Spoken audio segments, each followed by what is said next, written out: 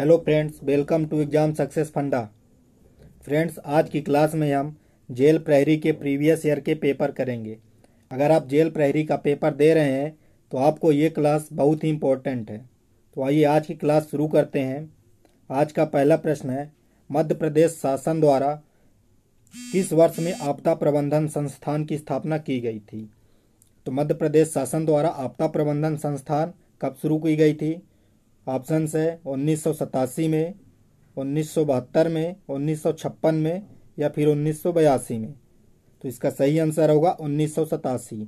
मध्य प्रदेश शासन द्वारा आपदा प्रबंधन संस्थान की स्थापना 1987 में की गई थी। अगला प्रश्न है, मध्य प्रदेश के उस शहर का नाम बताइए जहां प्रत्येक वर्ष ध्रुपद समारोह का आयोजन किया जाता है। इसके ऑप्शंस हैं उज्जैन, भोपाल, जबलपुर या फिर इंदौर।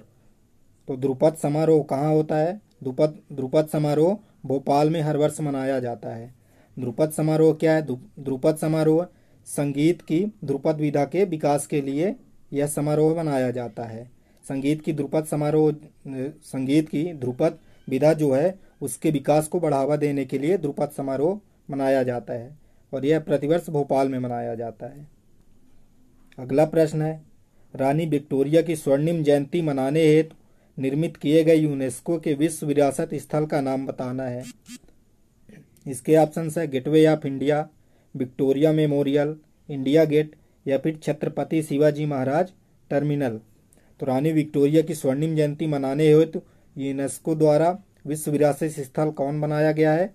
छत्रपति शिवाजी महाराज टर्मिनल। अगला प्रश्न है, आधिकारिक शुभांकर प्राप्त करने वाले भारत के प्रथम वन्यजीव रिजर्व का नाम बताना है। रणथंभौर राष्ट्रीय उद्यान, कॉर्बेट राष्ट्रीय उद्यान, कान्हा टाइगर रिजर्व, सरिस्का राष्ट्रीय उद्यान। तो आधिकारिक शुभारंभ प्राप्त करने वाले भारत के प्रथम वन्यजीव रिजर्व कौन सा है? Kanha tiger reserve. Option C सही होगा। अगला प्रश्न है, मजदूरों और गरीब परिवारों के लिए बिजली सब्सिडी देने हेतु मध्य प्रदेश शासन द्वारा वर्ष 2018 में शुरू की गई योजना का नाम क्या है? मुख्यमंत्री खेत तीर्थ योजना, संबल योजना, कृषि ऋण समाधान योजना, प्रधानमंत्री सिंचाई योजना। तो मजदूरों और गरीब परिवारों के लिए बिजली सब्सिडी देने हेतु कौन सी योजना चालू की गई थी? संबल योजना वर्ष 2018 में चालू की गई थी।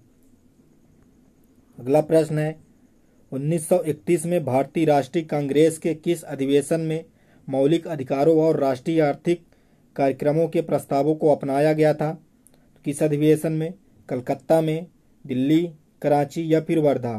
तो 1931 में भारतीय राष्ट्रीय कांग्रेस के कराची अधिवेशन में मौलिक अधिकारों को राष्ट्रीय आर्थिक कार्यक्रमों को प्रस्तावों को अपनाया गया था।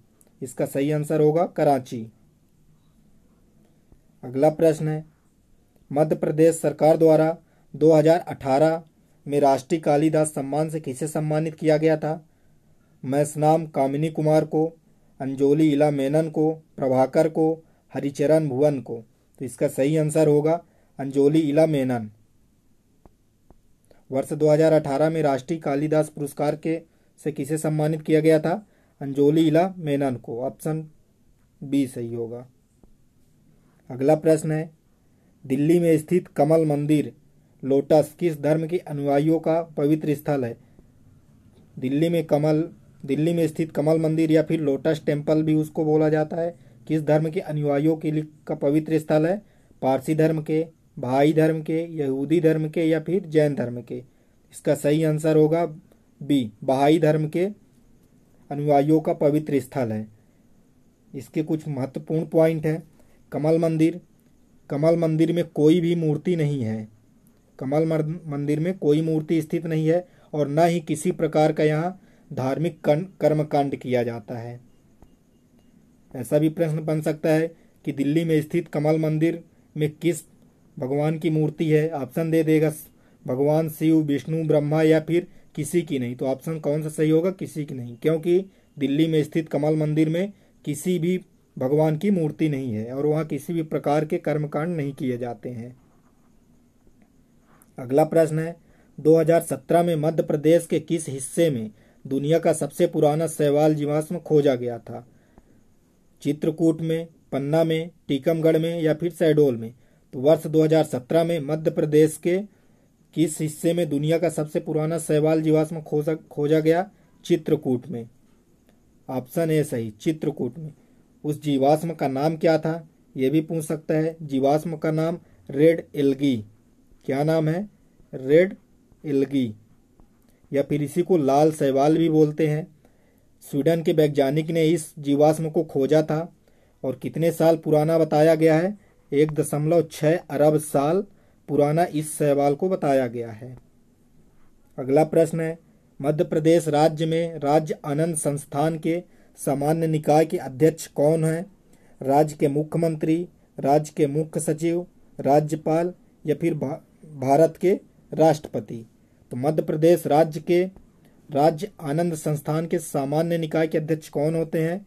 राज्य के मुख्यमंत्री। ऑप्शन एक सही होगा। अगला प्रश्न है, दीप से दीप जले के रचयिता कौन है? भगवान दत्त शर्मा, माखनलाल चतुर्वेदी, राहत इंदौरी, अटल बिहारी वाजपेयी? तो दीप से दीप जले के रचयिता कौन है? इसका सही आंसर होगा माखनलाल चतुर्वेदी। अगला प्रश्न है, भारत सरकार और आरबीआई के बीच मौद्रिक नीति ढांचे पर समझौते का निम्नलिखित विकल्पों में से कौन सा एक लक्ष्य है? मुद्रास्फीति का, बेरोजगारी का, गरीबी का या फिर जीडीपी का? तो भारत सरकार और आरबीआई के बीच मौद्रिक नीति ढांचे पर समझौते का कौन सा विकल्प का एक लक्ष्य है? मुद्रास्फीति का। ऑप्शन ए सही होगा। अगला प्रश्न है, निम्नलिखित में से किसे भारत के मेट्रो मैन के रूप में जाना जाता है? श्री विनोद धाम को, श्री ई श्रीधरन को, श्री एम विश्वेश्वरैया को, श्री मनमोहन शर्मा को?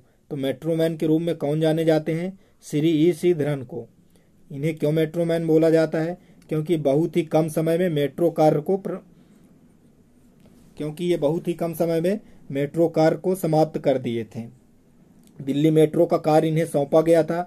ये जितनी समय इनको दिया गया था उससे भी कम समय में दिल्ली मेट्रो का कार्य समाप्त करके दे दिया था, इसलिए इन्हें श्री ई श्रीधरन को मेट्रो मैन के रूप में भी जाना जाता है। अगला प्रश्न है, बैरन द्वीप भारत में एकमात्र सक्रिय ज्वालामुखी कहाँ स्थित है?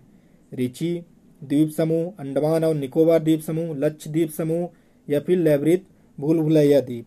तो बैरन द्वीप भारत के एकमात्र सक्रिय ज्वालामुखी कहाँ स्थित है? इसका सही आंसर होगा अंडमान और निकोबार द्वीप समूह में। अगला प्रश्न है, भारत के किस शहर में चार मीनार स्थित है? आगरा, दिल्ली, बेंगलुरु, हैदराबाद? तो भारत के किस शहर में चार मीनार स्थित है? हैदराबाद।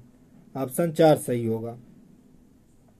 और इसका निर्माण किसने करवाया था? चार मीनार का निर्माण मोहम्मद कुली कुतुब शाही ने करवाया था। कब करवाया था? 1551 में। चार मीनार कहाँ स्थित है? हैदराबाद में। सन 1551 में इसका निर्माण करवाया गया था। निर्माण कौन करवाया था? मोहम्मद कुली कुतुब शाही ने करवाया था। अगला प्रश्न है, निम्नलिखित में से किस संस्थान ने मध्य प्रदेश में भारत के प्रथम एकीकृत नियंत्रण और कमान केंद्र का शुभारंभ किया? भारतीय विज्ञान शिक्षा और अनुसंधान भोपाल ने, भारतीय प्रौद्योगिक संस्थान Indore, Bhopal smart city development corporation limited, मौलाना आज़ाद राष्ट्रीय प्रौद्योगिक संस्थान? तो इसका सही आंसर होगा Bhopal smart city development corporation limited ने। अगला प्रश्न है, बाणसागर बांध परियोजना में निम्नलिखित में से कौन सा राज्य संयुक्त उद्यम नहीं है? यहाँ पे राज्य संयुक्त उद्यम से मतलब है कौन से राज्य को लाभ नहीं मिलता है बाणसागर बांध परियोजना के तहत। इसके ऑप्शन है छत्तीसगढ़, मध्य प्रदेश, बिहार या फिर उत्तर प्रदेश। देखते हैं बाणसागर बांध परियोजना कौन कौन से जिलों को अपने जल से सिंचित करती है।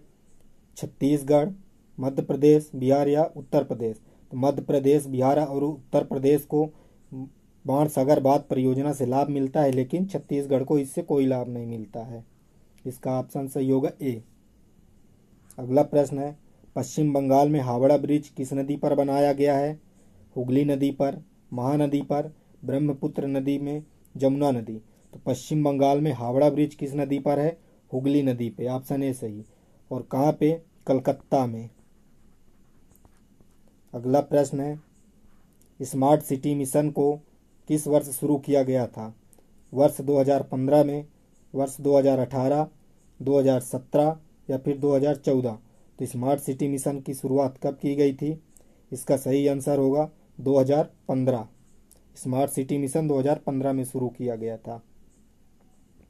अगला प्रश्न है, किस मिशन का उद्देश्य चरणबद्ध तरीके से शहरी बेघर लोगों को आवश्यक सेवाओं युक्त आश्रय प्रदान करना है? इसके ऑप्शंस हैं, राष्ट्रीय शहरी आजीविका मिशन के तहत, विरासत शहर विकास और विस्तार योजना के तहत, पूर्वोत्तर क्षेत्र शहरी विकास कार्यक्रम के तहत, या फिर अटल नवीनीकरण और शहरी परिवर्तन मिशन के तहत। तो इसका सही आंसर होगा राष्ट्रीय शहरी आजीविका मिशन के तहत। अगला प्रश्न हिंदी से है। नि उपसर्ग से बना शब्द निम्न में से कौन सा है? निकाय, निलाभ, निष्काम या फिर निकाय? तो इसका सही आंसर कौन सा होगा? निकाय। नि उपसर्ग से बना शब्द कौन सा है? निकाय। इस पे देखते हैं तो इसमें नि उपसर्ग बड़ी नी आ जाता है, इसमें भी बड़ी नी आता है, इसमें भी बड़ी नी आता है। तो यहाँ पे छोटी नी से मतलब है, तो छोटी नी उपसर्ग में निकाय आएगा। अगला प्रश्न है, अंगूर खट्टे होना किस मुहावरे का अर्थ है? मृत्यु निकट आना, कोई वस्तु न मिलने पर उसका दोष निकालना, एक ही स्थान पर पड़े रहना या फिर देने से साफ मना कर देना। तो अंगूर खट्टे होने मुहावरे का स्पष्ट अर्थ कौन सा है? कोई वस्तु न मिलने पर उसका दोष निकालना। अगला प्रश्न है, यथावत का शुद्ध रूप निम्न में से कौन सा है? यथवत, यथावत, यथवत या फिर यथावत? तो यथावत का शुद्ध रूप कौन सा होगा? ऑप्शन बी, यथावत। अगला प्रश्न है, पंचवटी में निम्न में से कौन सा समास है? कर्मधारय समास, द्वंद्व समास, बहुब्रीहि समास या फिर द्विगु समास? तो इसका सही आंसर होगा द्विगु समास। पंचवटी में द्विगु समास होता है। द्विगु समास की परिभाषा क्या है? द्विगु समास की परिभाषा है कि जिसका प्रथम पद या पहला पद संख्यावाचक हो। तो यहाँ पंचवटी मतलब 5 वटों का समूह, पंचवटी, तो द्विगु समूह होगा, द्विगु समास। अगला प्रश्न है, आ उपसर्ग से बना शब्द निम्न में से कौन सा है? अमर्त, अभरण, आभरण, आकरण।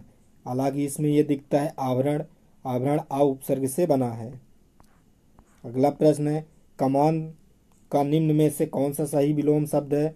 तीर, तर, तीर या फिर तीर? तो कमान का निम्न में से कौन सा सही विलोम शब्द है? इसका सही आंसर होगा तीर। अगला प्रश्न है, त्रिफला में निम्न में से कौन सा समास है? कर्मधारय समास, द्वंद्व समास, बहुब्रीहि समास या फिर द्विगु समास? त्रिफला मतलब 3 फलों का समूह। तो कौन सा समास होगा? द्विगु समास, जिसका पहला पद संख्यावाचक हो। अगला प्रश्न है, भक्ति रस का स्थायी भाव क्या है? विश्वास, ईश्वर विषयक रति, समर्पण या फिर आस्था? तो भक्ति रस का स्थायी भाव क्या है? रति। बुक में हमेशा रति ही बस मिलता है, लेकिन पेपर में ईश्वर विषयक रति दे देता है, कंफ्यूज नहीं होना है, एक ही है।